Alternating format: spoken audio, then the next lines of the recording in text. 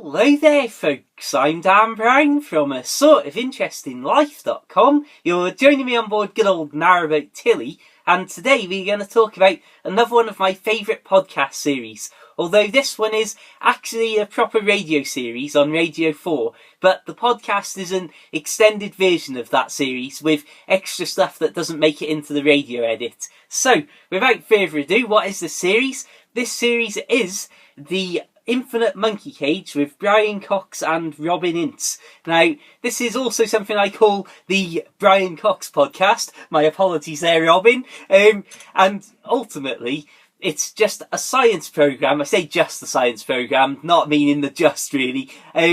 But they also normally have like a guest on who's a comedian or something to just lighten the mood a little bit as well. So it doesn't get super heavy for a general public audience, as the conversations and the things they discuss go so far over my head sometimes, it's unbelievable.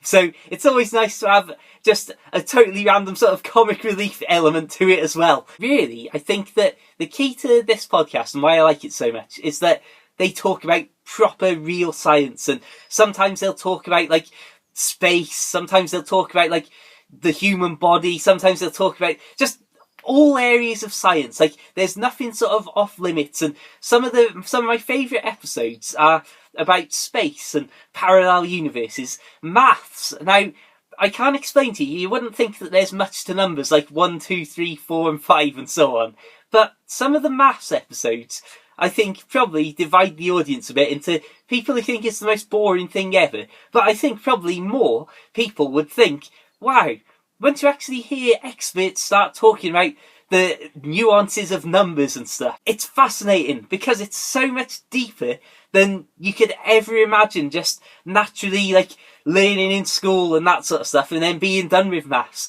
And there's so many different things. Like, one of my favourite episodes is about how the mind sort of perceives everything and how it like sort of syncs up like sound and vision and stuff like that. And how, I mean, there's so much, like, again, this is actually, now that I've started doing this video, quite a difficult video to record because everything that I could possibly point you towards and talk about as to why I love it is actually really complicated science that I don't really understand fully. But it is absolutely fascinating, and simple things like statistics and that, where they can have guests on, and oh yeah, I should say really the format of it is you've got Brian and Robin as the hosts, and then they'll have like 3 or 4 guests on who will be like experts in various fields from what the episode is about, along with a comedian of some description who sometimes I almost feel that the comedy's too much, but ultimately I think it's a fine balance. And because this is the extended version of the shows, so you get extra bits, like I say, that weren't in the radio edit, it's not as if you're losing out if they add in more of the ridiculous comedy moments from some comedians. Really, I think that the beauty of it is, like I say, that there's some things that you know are complicated and they talk about, and you actually learn something about those. I'm not talking about going into like the minute details of telling you to go home and start writing formulas on your blackboard or anything like that.